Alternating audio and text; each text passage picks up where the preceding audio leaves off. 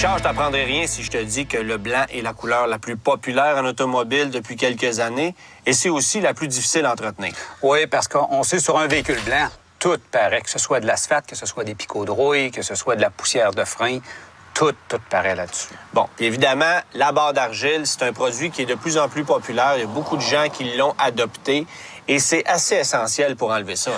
Oui, parce que pour enlever des picots de rouille ou décontaminer la peinture, tout dépendant du terme qu'on emploie, c'est que ça se fait simplement en 2 étapes. Okay. Quelqu'un qui dit, moi, je veux plus de picots de rouille, je veux plus rien. Tout ce qu'on a à faire, en réalité, c'est qu'on lave le véhicule, on l'essuie.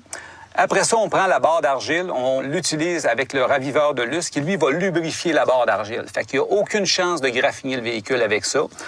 On le passe à la grandeur du véhicule, c'est certain plus dans les bas de caisse. Ça va enlever 30 des particules de rouille en surface. OK.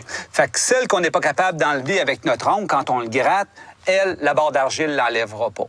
OK. C'est pour ça qu'il y a une deuxième étape à ça. La deuxième étape, ce qu'on fait, c'est qu'on prend le nettoyant à particules de rouille, on l'applique sur le véhicule, on le laisse travailler 5 minutes et après, tout ce qu'on a à faire, c'est qu'on rince à l'eau et tout est parti. OK.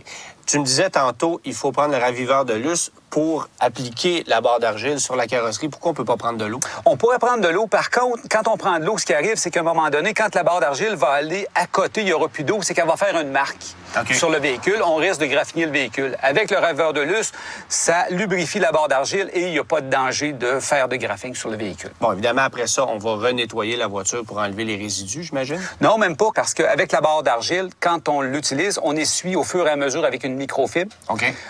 On applique le produit pour la particule de rouille et après, on rince à l'eau, tout simplement, le véhicule. Fait que tout ce qu'on a à faire, on l'essuie avec notre chamois et on est prêt à poser un scellant peinture après, c'est tout. Bon, c'est bon pour combien de temps une barre d'argile? On l'utilise une seule fois ou c'est bon à 5 ans? Ça, c'est une très bonne question parce que la barre d'argile, premièrement, il ne faut pas l'échapper à terre. Si vous l'échappez à terre, vous l'achetez, vous utilisez la deuxième qui est dans la boîte. Parce que s'il y a un grain de sable qui s'est collé dessus, vous allez graffiner le véhicule. Ben oui, évidemment. Ça, c'est la base. Par contre, on est capable de faire plusieurs véhicules. Plusieurs.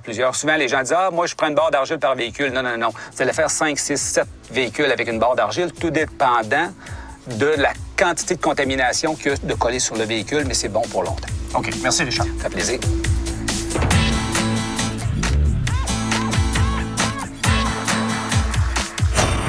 Ce segment vous a été présenté